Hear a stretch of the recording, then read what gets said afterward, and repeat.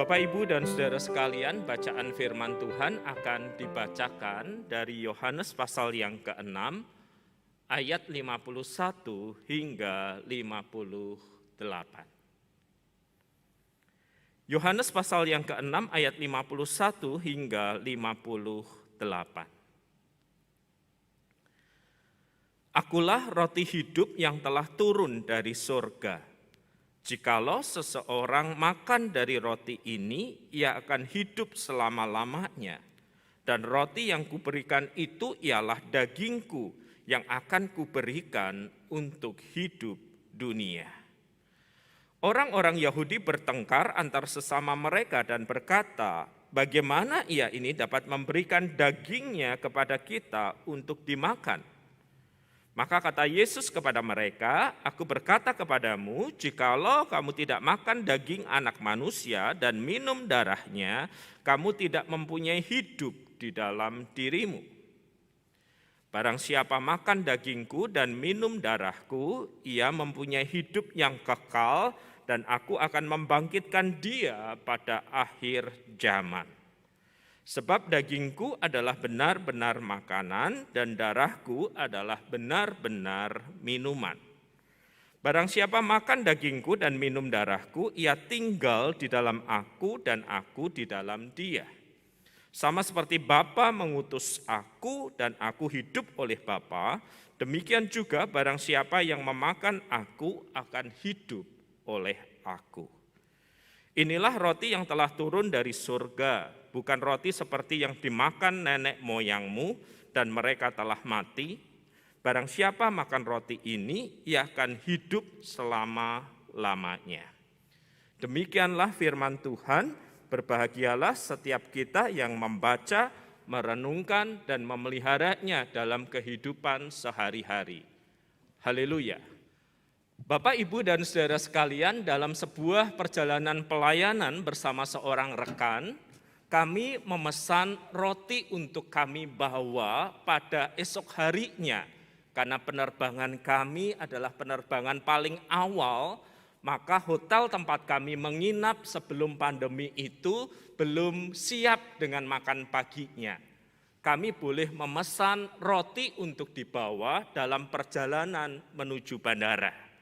Maka subuh pagi itu saya membawa 2 kotak roti seperti pesanan kami. 1 untuk saya, 1 untuk rekan sepelayanan. Kami segera bergegas ke bandara dan menunggu setelah kami melakukan proses check-in, kami menunggu panggilan untuk boarding. Disitulah sang rekan menikmati roti bersama dengan air mineral yang dia bawa. Lalu setelah selesai dia menikmati rotinya, dia bertanya kepada saya, punyamu enggak kamu makan? Belum lapar? Saya berkata, saya enggak akan memakannya. Kamu mau? Tanpa disuruh 2 kali, rekan itu sudah mengambil kotak saya, membuka kotak itu dan menikmati roti porsi kedua pada pagi hari itu. Penerbangan berjalan lancar, 1,5-2 jam kami sudah mendarat dan dijemput oleh rekan yang segera bertanya kepada kami, sudah sarapan belum? Dan belum ada jawaban, dia segera berkata, mari kita makan di sebuah tempat yang sudah buka di dekat bandara ini. Kami memesan nasi seperti biasa dan makanan-makanan pendamping yang lainnya. Rekan saya makan dengan begitu lahap, sehingga yang menjemput tadi bertanya, kamu lapar atau kesurupan, bro? Dan ia menjawab, maklum, belum sarapan. Lalu teman yang menjemput bertanya, kalian belum sarapan? Saya bilang, saya belum sarapan. Dia sudah makan 2 kotak roti dan masih berkata belum sarapan. Masih lapar, masih makan dengan sangat lahap, sehingga susah dibedakan itu lapar atau kerasukan. Saudara-saudara, bagi orang yang hidup di Indonesia, sebagian besar dari kita, roti itu bukan makanan utama. Dia itu camilan makanan ringan, boleh ada atau boleh tidak ada. Orang sering mengatakan saya belum makan, saya belum sarapan, tidak peduli betapapun banyak roti yang dia sudah makan, kalau belum bertemu dengan nasi. Bagi kita nasi itulah yang dihitung sebagai makanan utama. Saudara-saudara, saya menceritakan ini untuk menjelaskan kepada kita bahwa seperti kita memakan nasi yang kita anggap penting dan utama, demikianlah orang Israel melihat urusan soal roti itu. Bagi mereka roti adalah makanan utama dalam kehidupan mereka. Seperti bagi mayoritas kita dengan nasi. Tidak ada kehidupan tanpa menikmati roti yang menjadi makanan utama bagi mereka. Jadi soal roti itu bagi orang Israel, saudara-saudara, adalah soal hidup dan mati bagi mereka. Ada roti berarti ada kekuatan, tidak ada roti berarti kematian. Di dalam perjalanan orang Israel dari tanah penjajahan menuju tanah terjanji yang berlangsung puluhan tahun itu, berkali-kali orang Israel ribut soal makanan. Bagaimana mungkin mereka bisa tetap bertahan hidup dalam perjalanan yang panjang? Maka untuk menjamin kehidupan mereka, Tuhan bukan saja memberikan tiang awan, Tuhan bukan saja memberikan tiang api yang menyertai mereka, Tuhan tahu mereka juga kerepotan di tengah perjalanan yang sewaktu-waktu bisa bergerak dan bergeser itu. Maka sejarah mencatat mereka diberikan mana, yaitu bahan makanan, bahan untuk membuat roti yang mereka tinggal ambil setiap hari kecuali hari Sabat, mereka mengolahnya untuk menjadi roti. Bayangkan saudara-saudara hidup di padang gurun yang begitu terik, tidak bisa mengusahakan apapun, tidak mempunyai apapun, tapi dipelihara Tuhan lewat mana. Roti yang datang dari surga yang mereka olah untuk mereka nikmati. Dan itu bukan 1-2 hari, bukan 1-2 tahun. Itu puluhan tahun dalam perjalanan. Mereka dipelihara Tuhan lewat mana itu. Dan kenangan historis itu diceritakan dari generasi ke generasi. Mereka berkata kepada anak-anak mereka, "Nak, kita dulu hidup, berjalan menuju ke tempat terjanji seperti ini, dipelihara Tuhan dengan roti. Dengan mana yang Tuhan kirim, dan kita tinggal memungutnya setiap hari." Itu jadi sebuah kenangan memori kolektif. Makanya tidak heran saudara-saudara ketika di dalam perjalanan Israel selanjutnya mereka berjumpa dengan Yesus Kristus. Yesus Kristus yang melakukan mujizat melipat gandakan roti itu. 5 roti 2 ikan menjadi cukup untuk 5.000 orang, bahkan sisanya banyak. Memori mereka segera teringat perjalanan itu. Bahwa Musa pernah memberikan mereka roti di padang gurun. Dan Kristus mengoreksinya. Itu bukan Musa yang memberikan nenek moyangmu roti. Itu adalah Bapakku yang di surga yang memberikan engkau roti. Dan mereka begitu terpesona dengan mujizat yang Yesus lakukan. Bahwa dari 5 roti 2 ikan cukup untuk ribuan orang. Sehingga mereka mengejar Yesus. Kemanapun Yesus pergi, dimanapun Yesus berada, bahkan ketika Yesus bergerak dalam senyap, mereka menanti, mereka mencari Yesus itu. Dan Yesus tahu apa yang menjadi motivasi mereka, sehingga dia berkata, "Sesungguhnya kamu mencari aku, bukan karena kamu telah melihat tanda-tanda." Jadi Yesus memahami mujizat itu, pelipat gandaan itu adalah tanda yang menunjuk realitas yang lebih besar, yang menunjuk siapa Kristus itu, bahwa Kristuslah sang roti hidup. Tetapi mereka mencari Kristus bukan karena itu, karena telah menjadi kenyang. Jadi ada perbedaan persepsi di sini. Orang-orang itu mencari Yesus, membutuhkan Yesus untuk memuaskan kebutuhan jasmani mereka. Mereka ingin dikenyangkan dengan roti, seperti pengalaman yang dulu 40 tahun tidak usah mengupayakan apapun, tinggal ambil dari bawah, mereka bisa mengolahnya untuk hidup mereka. Dan mereka berpikir kali ini sang pembuat mujizat itu ada. Dan dia sudah membuat mujizatnya. Roti yang sedikit jadi banyak. Kita tidak perlu bekerja, maka kita hanya perlu mengikut Yesus. Dan ia akan memuaskan kita dengan roti. Memenuhi kebutuhan jasmani kita. Saudara-saudara tidak heran kan? Kalau di masa kini ada begitu banyak orang mencari, mengejar Yesus juga untuk kebutuhan jasmaninya kan. Yang masih merasa miskin, pengen kaya, datang dan mencari Yesus seperti yang dijanjikan oleh orang-orang tertentu. Bahwa Yesus datang untuk memberi hidup berkelimpahan dan itu dimaknai secara jasmani. Dan ada orang-orang yang mencari Yesus dengan kerinduan seperti itu. Saya miskin, kalau saya ikut Yesus, saya jadi kaya. Anda pernah mendengar ajaran yang seperti ini kan? Atau sebagian orang memutuskan untuk mencari dan mengejar Yesus demi pemenuhan kebutuhan jasmani. Saya sakit Pak WP, saya mau cari Yesus agar Yesus menyembuhkan saya. Anda pernah mungkin mendengar atau punya teman yang juga seperti ini kan? Mencari Yesus untuk mengejar kebutuhan jasmani.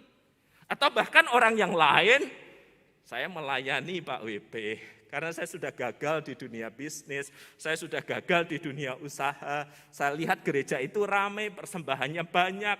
Saya mau melayani Yesus sebagai salah satu cara saya untuk mendapatkan uang dan materi di dunia ini.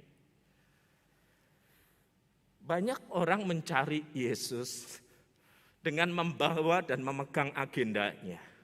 Dengan membawa dan memegang checklistnya. Apakah dia akan memberi materi yang saya punya? Apakah dia akan menyembuhkan saya? Apakah ia akan menjadi sumber penghasilan bagi saya? Dan hal-hal yang seperti ini tepat yang dilakukan oleh orang-orang Israel yang berkerumun mencari dan mengejar Yesus pada waktu itu. Dan Yesus menegur mereka dengan berkata, sesungguhnya engkau mencari aku karena engkau telah kenyang. Karena kamu dipuaskan kebutuhan jasmanimu. Dan kamu ingin terus dipuaskan kebutuhan jasmanimu itu. Ini bukan pujian saudara-saudara. Ini adalah sebuah teguran. Kalau engkau mencari aku untuk dipuaskan kehidupan jasmanimu, sama seperti nenek moyangmu yang diberi mana roti dari surga itu dan mereka mati. Makanya Yesus mengarahkan percakapan itu kepada sesuatu yang spiritual, saudara-saudara. Yesus berkata, akulah roti hidup yang telah turun dari surga.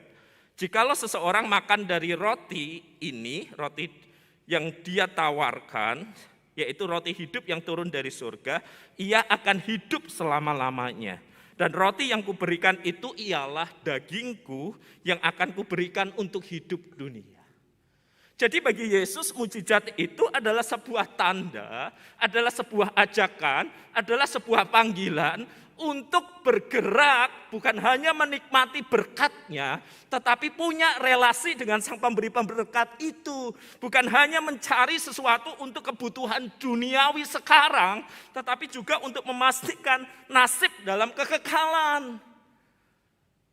Makanya kemudian Yesus berkata, inilah roti yang dari surga.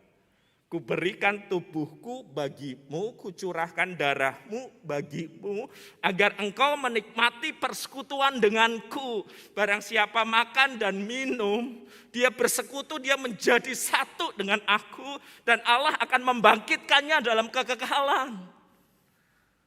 Sebuah perspektif yang berbeda.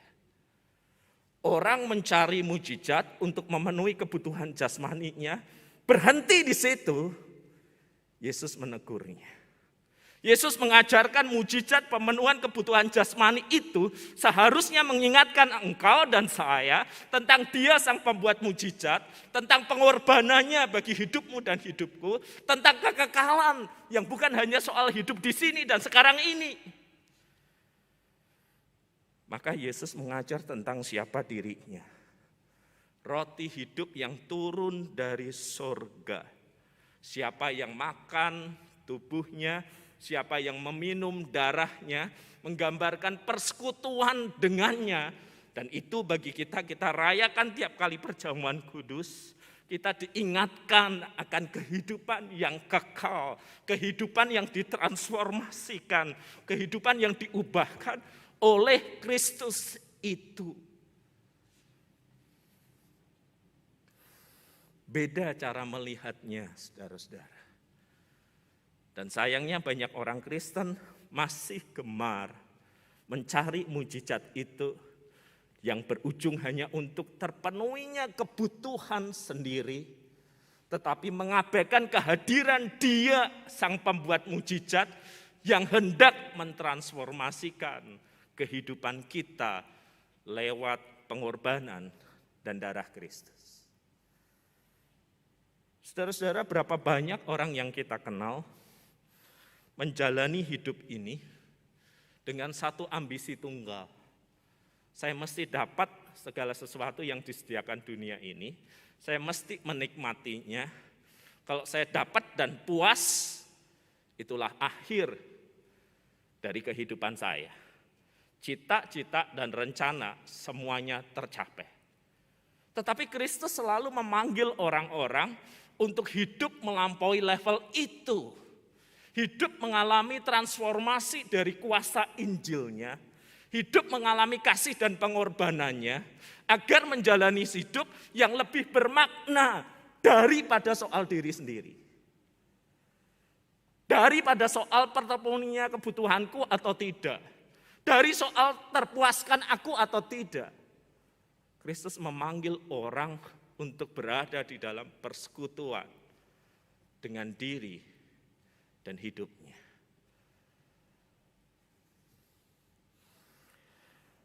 Tak mudah saudara-saudara untuk memahami. Kenapa ya Pak, orang yang kami kenal punya karir yang baik, meninggalkan semuanya untuk melayani Kristus di daerah tertentu yang terpencil. Tak mudah untuk mengerti kenapa dia ya Pak yang punya akses untuk mendapatkan semuanya, melepaskan itu dan melayani Kristus. Dia bukan pendeta, dia seorang bisnismen dan tidak menjadi pendeta, tetapi sengaja melayani Kristus di daerah tertentu yang jauh dari kenyamanan. Tak mudah untuk memahami ketika kita memandang dari sudut pandang bahwa hidup ini adalah soal terpenuhinya keinginanku, kebutuhanku. Kristus harus melayani aku. Tetapi menjadi indah untuk memahami. Kalau orang itu bisa melihat, kalau kebutuhan jasmaniku terpenuhi, kalau sebagian keinginanku mewujud nyata dan aku bersyukur, maka seluruh hidup ini layak dipersembahkan kepadanya. Kepada Dia yang telah memberikan tubuh dan darahnya bagiku. Saudara, apa yang selama ini Anda kejar di dalam hidupmu? Pemenuhan kebutuhan jasmanimu.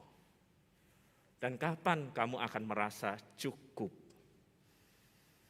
Dan kapan kamu akan merasa ini sudah cukup? Dan saya akan memikirkan yang lainnya lagi. Tidak ada rasa puas, tidak ada rasa cukup tanpa perjumpaan dengan Kristus, sang roti kehidupan itu.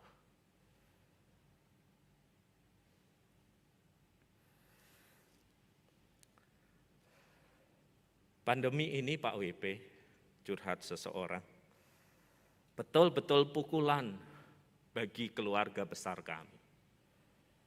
Bapak kan tahu kan si X, saudara saya itu, yang juga Bapak kenal dan mengenal Bapak itu udah jangan ditanya deh Pak. Kalau dia sakit sedikit aja, kalau anaknya tidak nyaman sedikit aja, itu udah nggak ke Jakarta lagi. Pak WP pasti pernah diceritain, dia pasti terbang ke negara X, terbang ke negara Y. Dan dia selalu berkata kepada kami, enak ya, sesungguhnya kayak kami itu enak loh, nggak kayak kalian susah banget. Kami bisa terbang sewaktu-waktu kemanapun yang kami mau. Ya mereka punya sih Pak WP, dan mereka terus bertambah banyak. Tetapi ketika pandemi pertama kali menghajar negeri ini, orang itu yang Pak WP kenal itu menelpon saya dan berkata, kami nggak bisa pergi kemana-mana. Bisa tolongin nggak cari kamar di rumah sakit? Bisa bantu nggak cari tempat di rumah sakit berapapun harganya? Bisa tolong nggak?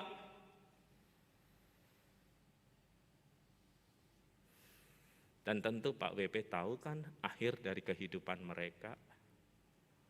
Apa yang mereka punya, apa yang mereka kumpulkan pada titik tertentu tidak dapat memperpanjang kehidupan mereka. Syok, kaget, dan terpukul.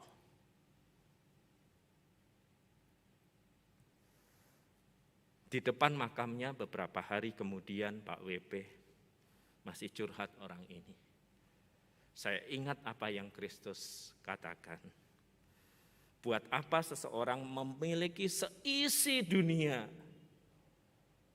tapi kehilangan hidup atau nyawanya.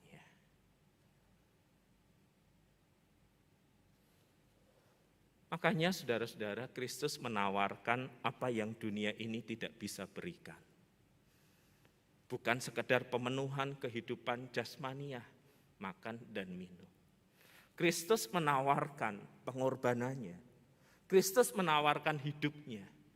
Kristus menawarkan dirinya sebagai roti hidup yang memberi kehidupan yang kekal itu.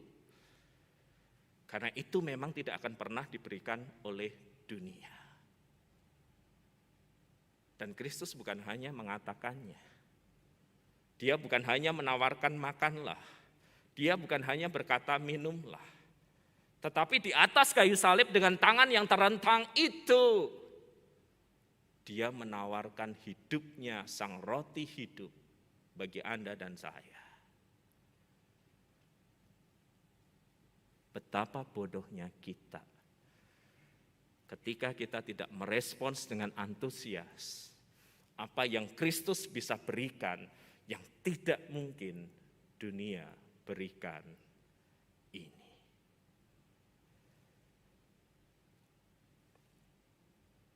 Beberapa hari yang lalu saya ada di sebuah tempat pemakaman untuk sebuah tugas. Senja sudah tiba, saudara-saudara, ketika kami menanti ambulans itu. Perhatian saya tertuju kepada satu sepeda motor yang dikendarai seorang pria. Menepi di dekat kuburan itu, dan kemudian dia berjalan ke tempat yang nampaknya dia sudah yakin disitulah. Nama seorang perempuan tertera di situ. Laki-laki itu kemudian bersimpuh, tidak mengatakan apapun selain air mata yang terus mengalir. Setangkai bunga diletakkan di situ.